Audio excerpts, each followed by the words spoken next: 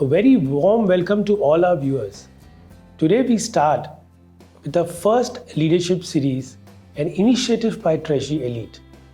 As you all know, the Treasury Elite is a platform for knowledge sharing, mentoring and networking for CFOs, entrepreneurs, fund managers and CEOs across the country.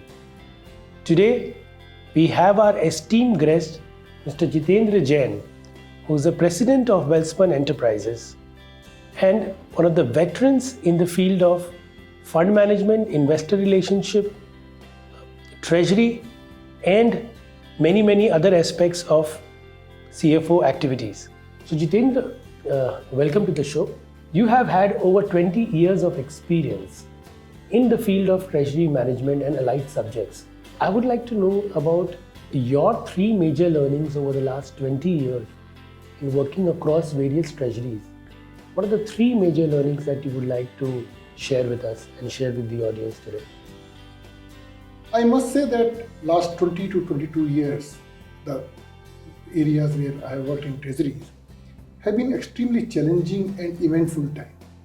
Now imagine way back in late 90s when Indian debt markets were hardly developed, equity markets were in different shape, fundraising scenarios were very different, foreign funding in India, ECB guidelines were very different.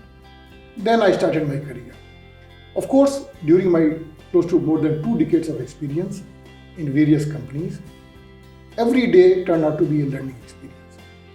And I'll just give you some examples.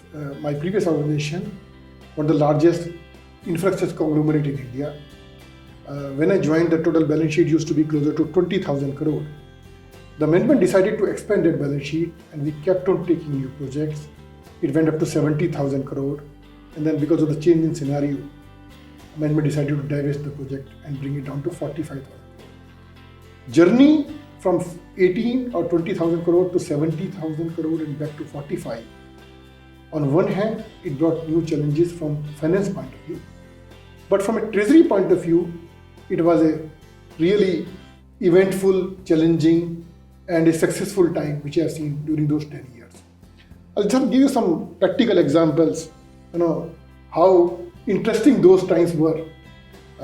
One of my colleague, my power sector team, they went to China to import some equipment, which was much cheaper than getting from India.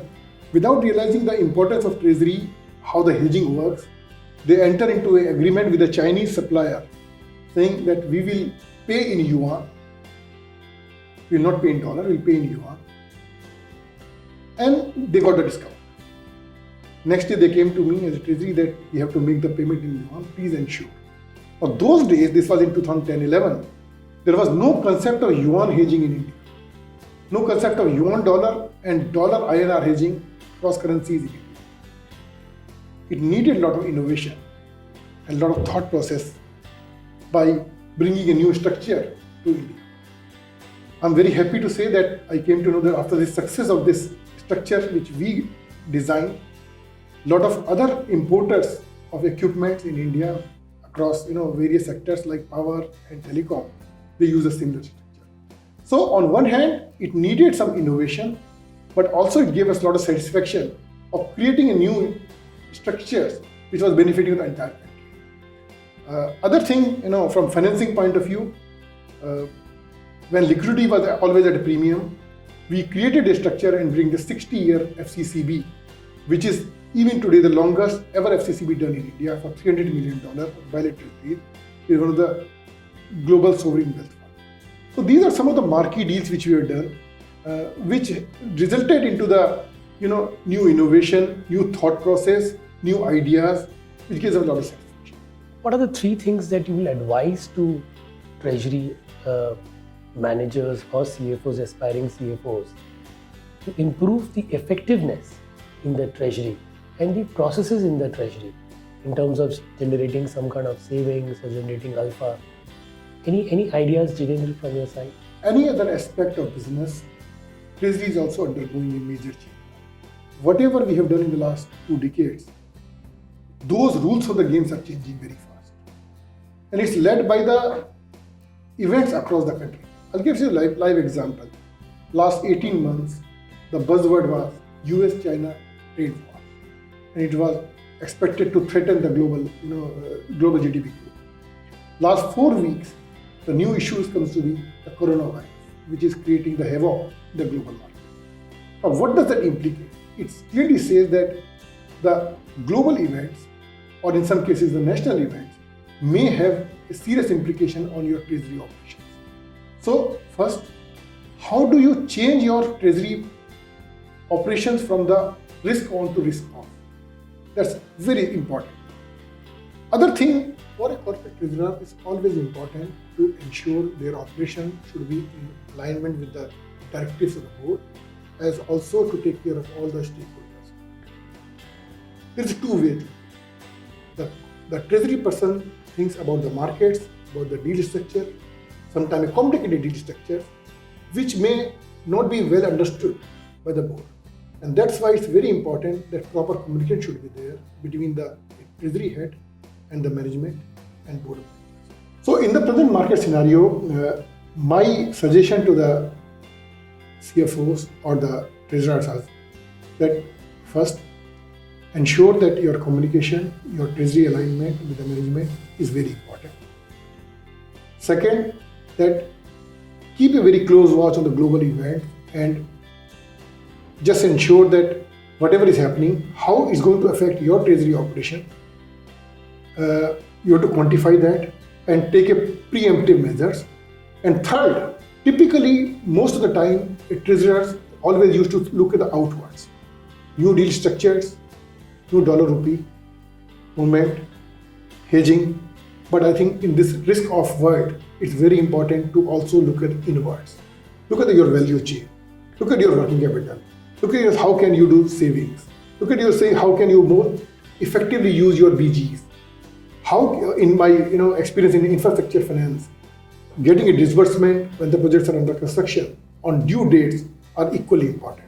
Apart from making profit from the external factors, it's important also to do cost saving from the internal factors. Can you share some example in a situation when you felt that the markets have moved extremely volatile and suddenly your entire plan with regards to your treasury have completely changed and you had to enter into some very fast structures or deals to protect yourself?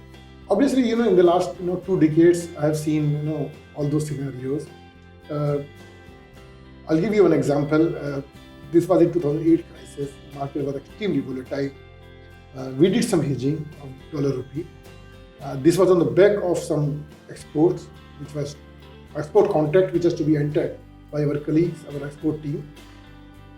After 2 months, when the dollar rupee went against us, the export team came to us that because of the global factors, those contracts are now cancelled. And in line with the RBI guidelines, we cannot have a naked and unhedged positions, so we have to cancel.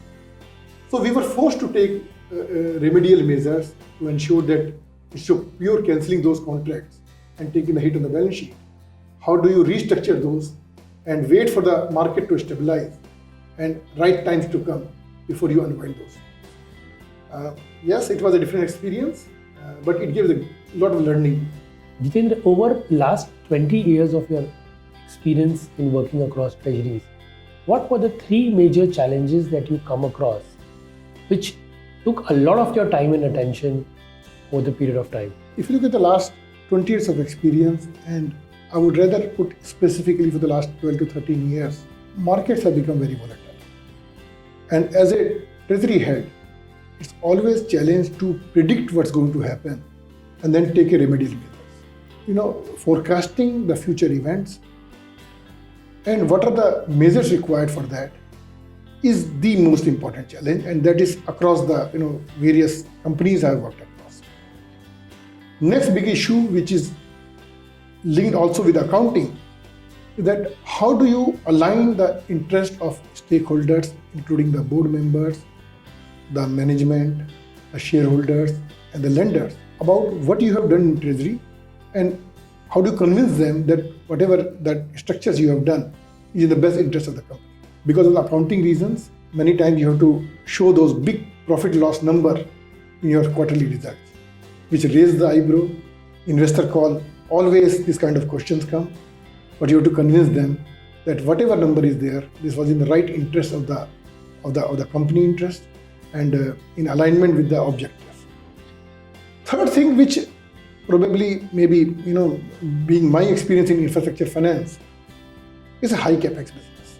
It needs 24/7 financing. So raising finance, ensuring liquidity through all the possible means, that includes through divestment of projects, that includes the equity raising, the convertible structure, of course typical mezzanine fundraising, and of course the project finance at SPV level. That always remain a challenge. Most optimum cost, most optimum tenure, and in the last 3 years, most optimum covenants. That is the big challenge for any corporate treasury person, including a banking person. And I think world has changed in the last 10 years on these 3 parameters. In terms of treasury systems, processes, and innovations which are continuously needed to run a treasury effectively, Jitendra, would you like to highlight some important technologies or practice that your firm has taken recently in the last 2 years, which has efficiently added in your bottom line or improved your process manifold? So some of the new systems which we have started the last 2 years is that entire finance value chain. That means taking the financing and all the way up to payment to our vendors and subcontractors. The entire value chain is now mapped out through the systems like SAP, and we have put the different modules at different levels. So it gives me the most optimum level of financing required, right from day one when you take a disbursement from the lender and you make the payment all the way up to vendors level. This has helped us in saving those precious few basis points, both in fund-based and non-fund-based activities. Apart from this, there is another new aspect which we have worked tremendously in the last 18 months is about the credit rating. You must have seen this entire sector has also undergone a little bit of challenges, particularly post the credit crisis in India. The kind of questions are being asked now by the rating analyst was unheard of. As a result, both from our existing numbers as well as our ability to predict next 3 years projections, we have made the entire system much more robust. We have divided every single heads in the projections. We have divided into subheads with a clear demarcation on the assumptions, and this has really worked well because we'll be able to convince and explain to rating analysts about our way of thinking of the business for the next 3 years. The world has changed. The interest costs have come down across the world, and there are multiple alternative way of finances available in the market. Tell me one instance of yours where you feel very proud as a treasurer that you have identified one of those instances. So I'll give you the example of my last organization without going into the names and details. This organization used to be dealing with the airports. It used to be a regulatory body. So whatever is the profit loss account, the implication goes to the government in terms of the regulatory tariff fixing. Company decided that we will do a innovative financing, first time in Asia, dollar bond by any airport company. It was a 10-year bond, very successful. It was 17 times oversubscribed and a big success. More importantly, because the entire amount has gone to refinance the existing rupee debt, we have managed to postpone our maturities for next 10 years, which means next 10 years, whatever is internal approvals of that entity, that will use to build up the buffer for the new capex. So in one shot, we managed to serve many purposes. We managed to build up the buffer for the new capex in the future, postpone the maturities, and 10-year deal was a benchmark deal in Indian markets and first time any airport company did in entire Asia. Then came the next challenge: how do you hedge it? Because I just mentioned to you, any implication of hedging to profit loss account has a direct impact on the tariff fixing by the government, and on my day-to-day operation it may have impact. So set together, thought out of the box, created a call spread structure, did lot of delta testing, back testing, how the dollar rupee has moved across various volatility curves in the last 10 years on the rolling basis, and decided that for a first deal for 10 years, we will do it 106. And when we did the second transaction, which was a 7-year bond and 2-year remaining period, or 2-year past, 5-year remaining period, we did it around 86. 5 years down the line, we are almost in 2020 now. When I look my profit loss account or MTM, it looks really good. Few hundred crores. We replicated the structure in other airports as well, and across these 2 airports, I think it's coming in seriously big numbers at the MTM positive. Yes, we did it that time because it was a needed from us. It was a requirement not only from the balance sheet point of view, but from the regulatory point of view as well. But it turned out to be a really good decision. What is the message that you would like to give the aspiring treasurers in the country, people who are learning this subject? If you have to mentor these people who are taking this as a subject, what would you like to tell them? So my suggestion to them is, welcome to the treasury world. This is an action-packed world, and that is becoming more and more dynamic. So if you are weak-hearted, you have to be very careful in this area. Second, more importantly, that continuously 24/7, you have to innovate, think out of the box, and be glued to what's happening. And I will just give you one example how the practical experience can flow into the official working. Few years back, I was talking to one of the CFO, and then we realized in the night at 2 o'clock, this person is watching CNBC because US markets were opened and markets were 800 points down. M&A team of this company was in US to buy a company.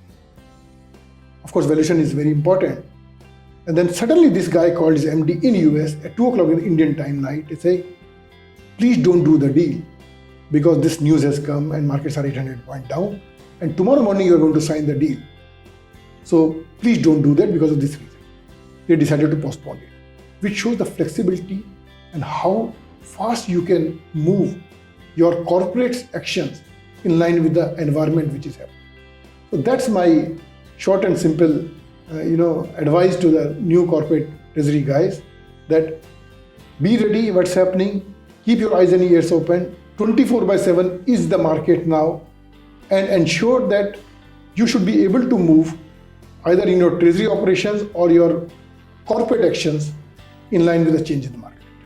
So JJ, we learnt about your professional life, and I have personally known you over the last 15 years. You have been an avid sports person. I have seen you running almost every marathon which happens in Bombay. And especially during those 5-6 months, you are very busy and spend your weekends actively doing it. How do you manage your time back home? And what do you do to keep your mind cool, calm and composed, which is very, very important in the field of treasury? So Abhishek, you call it exciting word of treasury. I call it a stressful time, stressful word of treasury, because the professional world takes the entire energy out of you. What happens at home? That first of all, you try to disconnect yourself from the stress time, painful issues, whatever is happening. Keep focus on yourself. I'm a strong family man, dedicated to wife, but more importantly, a lot of time goes in the management of the mind, body and soul. I run my marathons. September to the March season in Mumbai is a marathon season. I don't miss much about the marathons. I read a lot because continuous learning is very important, particularly in the weekdays when you are too busy in day-to-day affairs. You get hardly 1 hour every day to read new things. But during weekends, at least 3 to 4 hours every day, I spend on learning new things. What's happening globally, new journals, new finance-related matters, I read a lot.